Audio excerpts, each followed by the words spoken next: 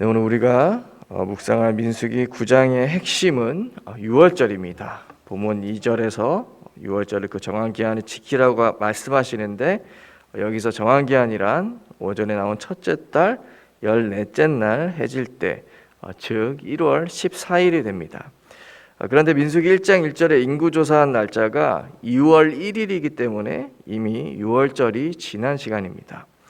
8절 이하를 보면 6월절에 자기 가족 중에 한 명이 상을 당하거나 장례가 6월절과 겹쳐서 시치로 인해 부정하게 된 사람들을 위해 하나님께서는 11절에서 둘째 달 14째 날 해질 때 2차로 6월절을 지키라고 하십니다. 즉 1월 14일이 아닌 한 달이 지난 2월 14일에 지키도록 하신 것입니다. 민수기 1장에서 싸움에 나갈 자를 계수하라고 명령하신 하나님은 2장부터 8장까지 출발 준비를 시키시고 오늘 9장에 들어와서는 6월절을 지키라고 말씀하고 계십니다. 이는 애굽에서 나올 때 지킨 첫 번째 6월절 이후 두 번째로 지키는 6월절이 됩니다. 이렇게 오늘 본문 1절에서 14절까지는 두 번째 6월절을 지키는 것에 대한 말씀이고 또 15절부터 23절까지는 이스라엘 백성이 하나님의 명령에 따라 언제 행진할지 또 언제 진을 치고 진영에 머무를지에 관한 말씀입니다. 이렇게 가나안 땅으로 향한 출발 준비가 모두 완료되었기 때문에 이스라엘 백성들은 하나님의 명령에 따라 이제 순종하기만 하면 되는 것입니다. 첫 번째 단원의 1절부터 14절까지 6월절이란 말은 총 9번 나옵니다.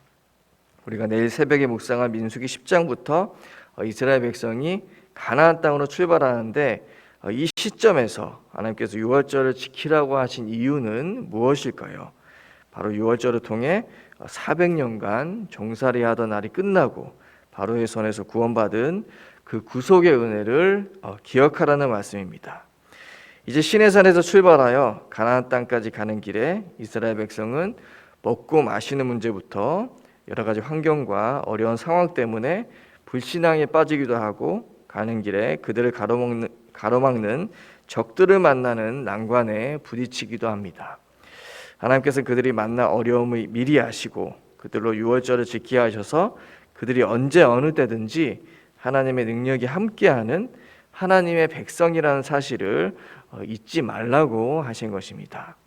또 사사기를 보면 이스라엘 백성은 자신들이 하나님의 백성이라는 사실을 망각하고 타락했을 때 방황할 때마다 하나님께서는 너희를 애굽에서 인도하여 내실 때라는 말씀을 통해 6월절 밤을 이스라엘 백성에게 기억하도록 하셨습니다. 그리고 두 번째 단원의 시작인 15절부터 보면 여호와의 명령을 따라라는 말씀이 모두 7번 등장합니다. 그리고 이스라엘 백성이 하나님의 명령을 알 수 있도록 하나님께서는 구름과 불을 등장시킵니다.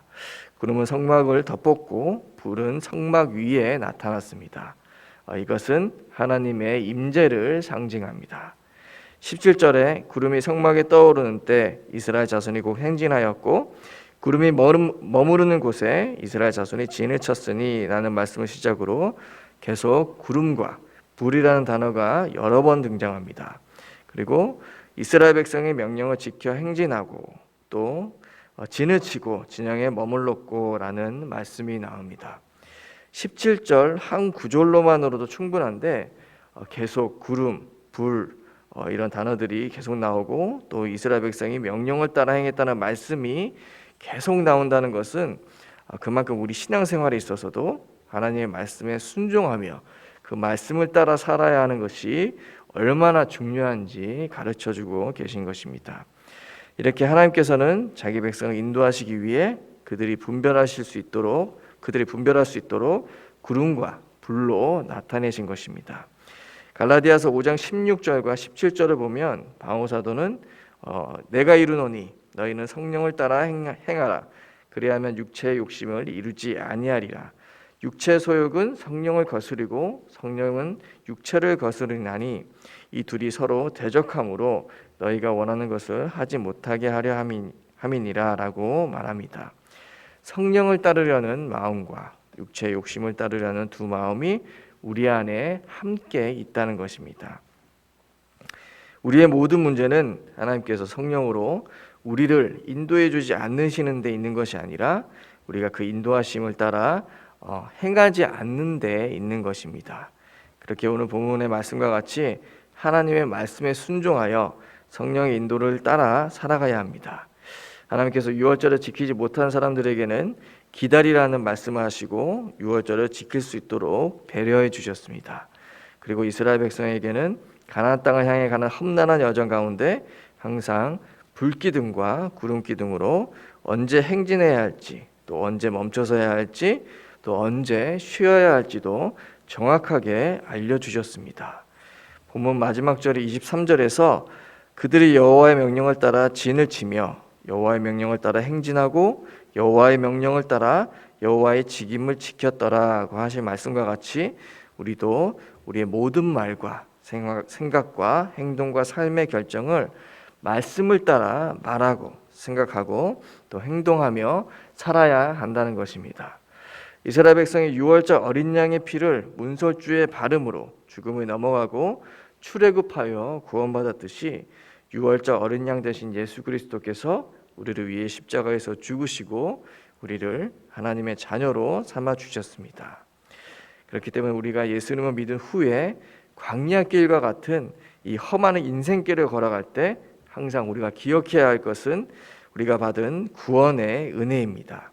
그리고 이스라엘 백성과 같이 먹고 사는 현실 문제에 빠져 불신앙할 수밖에 없는 현장에서 또 대적이 가로막고 공격하는 그 어려운 현장에서도 말씀의 구름기둥, 불기둥을 보면서 하나님이 우리와 함께 계신 것을 우리는 기억해야 한다는 것입니다.